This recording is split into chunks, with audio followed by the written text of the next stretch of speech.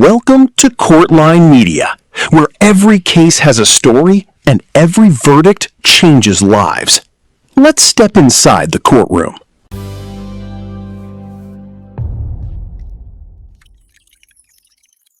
Texas versus Anna Ramirez. Can I have the parties approach and announce for the record, please? Michael Catholic State. And are you Miss Ramirez? All right. So were there pretrial motions heard on this case? All right, then why is the box checked that I'm giving her permission to appeal? That I don't know. All right, so if you all want to fill out a new trial court certification of defendant's rights to appeal. Okay. All right. The document is over on the box on the side. On July 7th, you applied for deferred adjudication. According to the plea bargaining agreement, punishment is to be assessed at 4 years in the prison, and the state is remaining silent on your application for deferred adjudication. Have both parties had a chance to review the PSI report, state? Yes, Your Honor. Defense? Yes. Any objections to the PSI report, state? Hey, Your Honor. Defense? Just a few factual corrections. Yes. My client has had a psychological through CPS. It's stated in there that she hadn't. She has completed some college. Her income was a little bit more than stated at $3,800, and then her primary language is Spanish, secondary is English. We just wanted to make those on the record. Other than that, nothing, no other objection. All right, Ms. Ramirez, can you raise your right hand for me, please? Do you solemnly swear or affirm the testimony you give will be the truth and nothing but the truth, so help you God? All right, you can lower your hand. Make sure you keep your voice up. I've just been informed by your counsel that English is not your first language. It's Spanish, is that correct? Yes, but I am. All right, so you don't need an interpreter? All right, thank you. All right, the state is silent, so defense? Your Honor, at this time, we would ask that you grant Ms. Ramirez the deferred adjudication. After reading over the PSI, we just wanted to highlight a couple of pieces of information. My client has been going through her CPS case for about 18 months now. She has completed several courses. The event that is listed in there to include the topics of the family violence, the violence education, parenting, anger management. She has also been ongoing through continued counseling. She was going through Mr. Carlos Castillo until just this last July. We were supposed to start trial at that time. He didn't schedule her any other sessions with him, so she went on her own to seek additional counseling through somebody that was provided through her insurance. Everyone, please make sure you whisper. Yes. And so she is still continuing, and she is very proactive and continuing counseling, really to try to understand how her behavior that made the children even specifically feel victimized, how she can change it going forward. In the PSI, I believe it does say that the child was hospitalized. We also just wanted to clarify that they had went to take photos. There was no hospitalization of the children.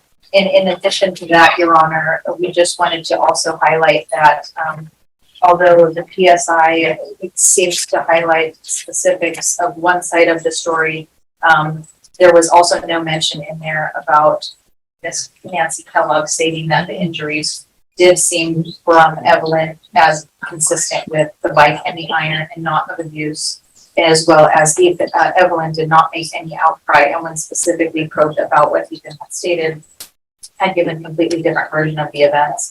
In any event, Your Honor, my client is working. She would like to continue to go to counseling. We do have trial in her CPS case on Thursday and Friday. Mm-hmm. And so she is asking for her children to be returned. I understand that CPS is asking for her to be terminated, but she would like the opportunity to work probation, get continued services, and then continue with her job at Wells Fargo. Okay, so this is what the court is trying to understand. According to the stipulations, and this is what you stipulated to, it says that the victim, which is one of the children, made an outcry at school of abuse while at home. R1 said that victim 2 was found to have a large welt on his left upper thigh as a result of being struck by his mother.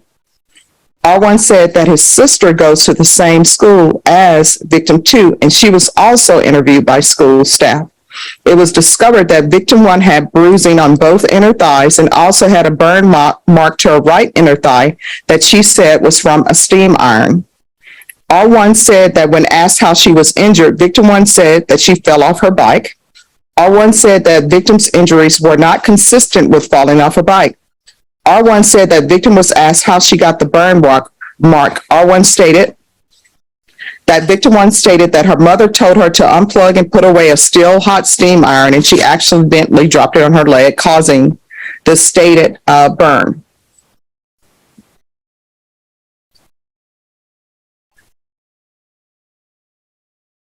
So, are you saying that you didn't cause any of these injuries to the children? No, on her thigh, I actually didn't see her fall off her bike. I want to talk about the welt mark from the other child. Ethan? Yes. So on Ethan, when I asked him in front of the caseworker, what were they referring to? All he did was just lift the pants that he had on, and all you saw was notice was the bruise on his lower leg. So are you saying you didn't do it? I didn't strike him with a belt. All right, because, and then on the PSI report on page 4, it says, Ms. Torres stated Ethan spoke of being in a closet for hours at a time. He feared of what would happen if he came out. He stated he was scared, bored, and hungry. He stated some of his siblings would check on him and play with him. He also spoke of a time when his mother choked him off the ground for losing his church book and slapping him. He spoke of being hungry and his mother not feeding him. So if none of this is true, why did you enter a plea? Why not go to a jury trial? Because of communication that we've had with the children's attorney. We created advice on responsibility. No. Do you want a jury trial? We'll give you one today. We have a jury outside. That'll be here at 1:30. You want a jury trial? That's either yes or no. No, no. All right. Is there anything else from either side? All right.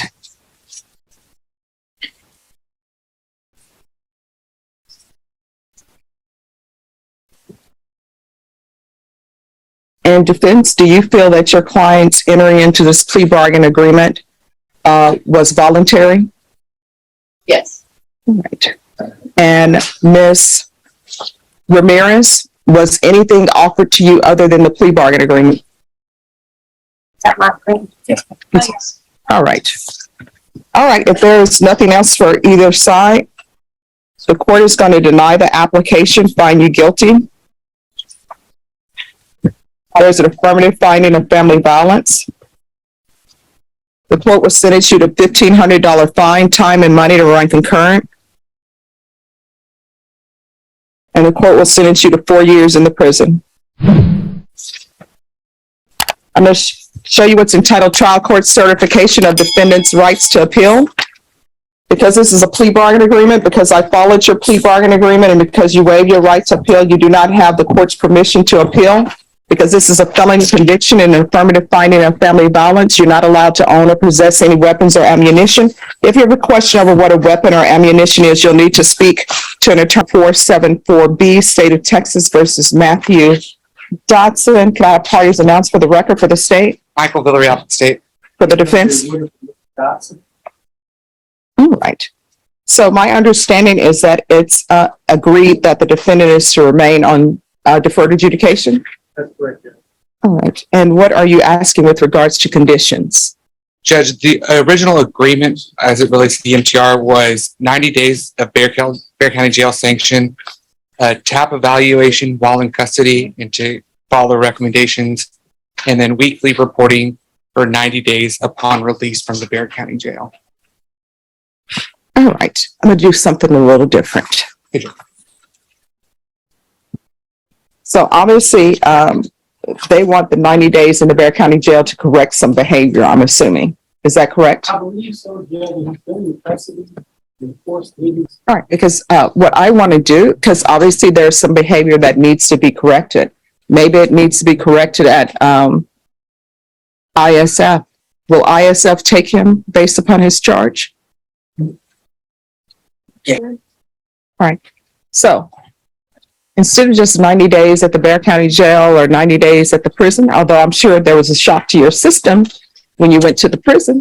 So hopefully you learned something. How old are you? 31. Do you have children? Parents? Mom? Dad? Does your mom love you? Mom in your life? Does your dad love you? Dad in your life? Why are you being a disappointment to them? Why are you breaking their heart? Something that just happened out of one. I mean, no, here's the thing about wrong roads. Even when you're in the vehicle, I mean, some guys, right?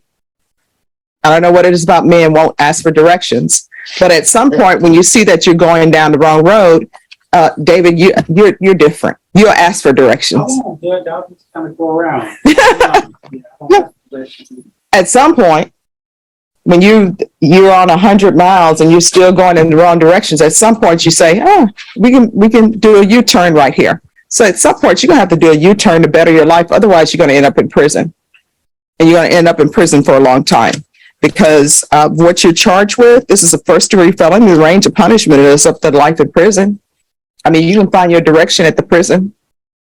I didn't know before, but people told me that some people are allowed to drive around the prison. That's from Mr. Cox.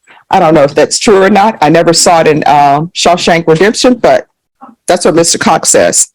So we're going to do ISF with you, and it's going to be cognitive. So while you're at ISF cognitive, you need to pay attention to everything that they're trying to teach you. And when you're there, you need to internalize that you could be at the prison, which is where you came from, being told what to do every single day. I don't know why people don't realize that you can live in the free world, make your rules within the law. If you want to get up at a certain time in the morning, you can get up at a certain time in the morning. At the prison, you can't. They have hours. And of course, there are consequences for actions. Maybe you don't get your breakfast because you waited too late. Maybe you don't get your lunch. Maybe you don't get your dinner. So if you want to live that life, you let me know now and I can send you to prison and we can waste all this. We can stop wasting all this in between time. So do you want to follow the rules or do you want to go to prison? If you want to go to prison, I can send you now. The state and the defense can negotiate on a time for you to go to prison. And guess what? I'll follow whatever negotiation they want to for sending you to prison. But then you can stop wasting everybody's time. Now, your parents' heart will be broken because they'll have to see you at the prison or write to you. So the choice is up to you. All right, let me see how much time. Is there any need to extend him, State? I don't believe so, I don't Judge. believe so, Judge. I think he just granted probation Let me look. this year. He started probation September 8th, 2021. All right. Until 2031. All right, yes, because I see here you received 10 years deferred adjudication and it's my writing. And for me to give you 10 years deferred adjudication is because I saw something in you that concerned me. And you coming back here concerns me. You understand? Do not come back here again because you're not following the rules. You understand? All right, so we're going to do TAP evaluation while in custody. You're going to do ISF cognitive. We're going to do the UA hotline until further notice when you're released.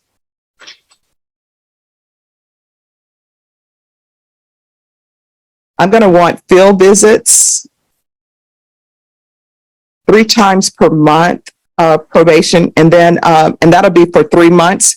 If he's doing well, then you all can send me a supplemental, let me know, and I'll decide whether or not to take him off that. When you're out from ISF, who are you going to be living with?